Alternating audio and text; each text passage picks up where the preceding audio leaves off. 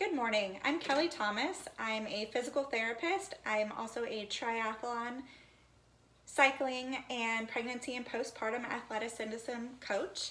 And today I'm going to talk to you about breathing and the sequence of breathing. So I have a couple tools over here that's going to help. We're going to start with what happens to our rib cage, the pressure in our abdomen, and then our pelvic floor. So for our rib cage, I have an umbrella. So this is going to show what happens when we inhale. Our rib cage is going to expand, right, to make room for our lungs as they increase in the size. So we inhale and our rib cage expands in all directions.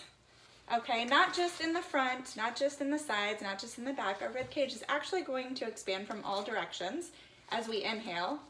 And then as we exhale, the rib cage will go back to its resting position. Okay, so rib cage for umbrella for rib cage.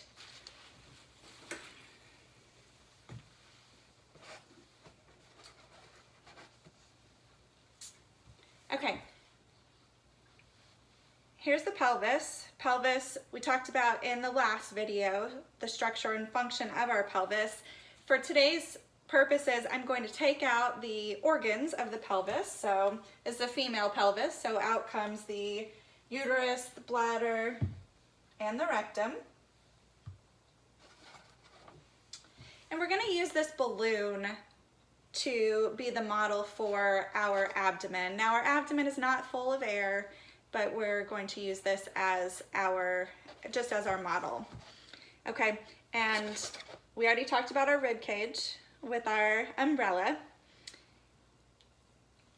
When we inhale,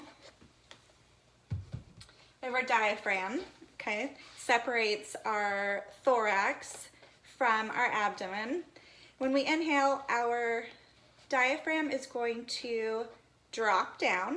Again, we're getting more room for the breath that we're inhaling.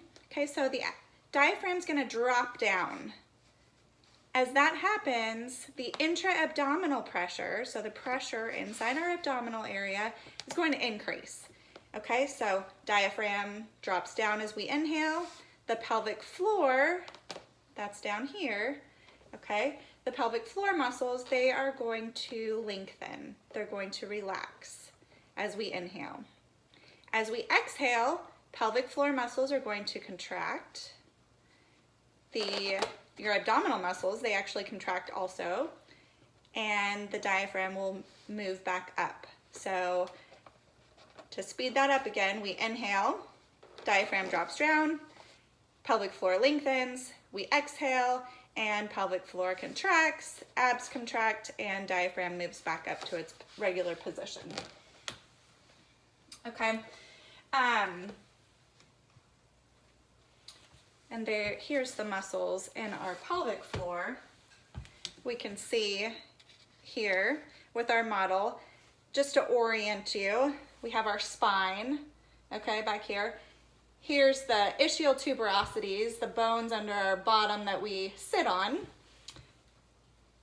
In the front here is our anterior superior iliac spine, so the bones right there. And then our pubic symphysis is going to be the bone just on the anterior portion of the pelvis. Okay, so just to orient you with that. And then deep inside are our pelvic floor muscles. And as I talked about in my previous video, those are voluntary muscles, so we can control them, we can contract them. And that's what we're going to talk about here. The core muscles, they work together. So we have that diaphragm, we have our transverse abdominis. So those are going to be our deep abdominal muscles, our pelvic floor muscles, and then on our back, we have our multifidi muscles that start at the top of your cervical spine and actually go all the way down to your sacrum. So these are all our deep core muscles, and they work together. So let's talk about sequencing our breathing. So when we inhale, again, the pelvic floor muscles, they're going to relax because diaphragm drops down. Pelvic floor muscles, they relax and they lengthen, as do the abdominal muscles. When you exhale, I want you to start practicing a bottom-up approach where you voluntarily contract those pelvic floor muscles. Okay, so the muscles deep in your pelvic floor, you're going to voluntarily contract them. So close the openings in your pelvis. So tighten and then lift those muscles. Almost like you're trying to draw your underwear in. So it's a closing and a lifting, a two-step process. All right, so again, inhale, everything lengthens and relaxes. Exhale, you're going to tighten the pelvic floor muscles, and then starting at the bottom, okay, these are tightened, then your lower abdominal muscles, your middle abdominal muscles, and your upper abdominal muscles. That's all during the exhalation. These are gentle movements. It's not clutching.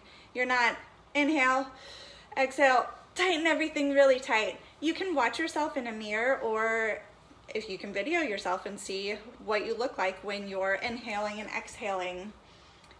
Think of if you're doing a rate of perceived exertion, a 2 to 3 out of 10 is all you're doing. Just gentle motions with this. And they'll become automatic. So the first thing you want to do is you want to learn this. And it won't be automatic to begin with. You'll have to practice several times a day with this, and then it'll become more natural. Some cues that you can give, you're trying to draw your belly button in towards your spine. You're trying to pull your lower abdominal muscles away from your pants and your underwear. Again, small movements, you don't want this to be clenching.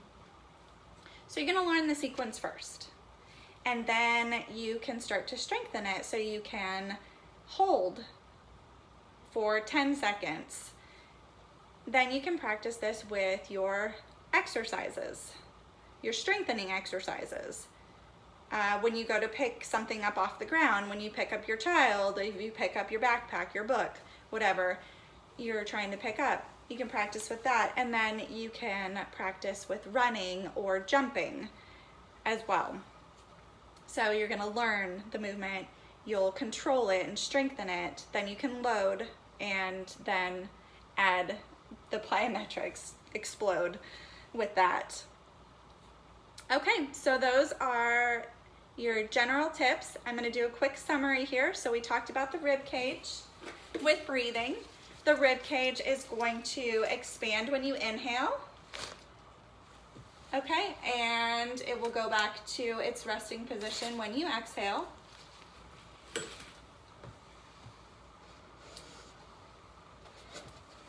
In the abdomen and the pelvis, the diaphragm is going to drop down and the pelvic floor muscles will lengthen during inhalation.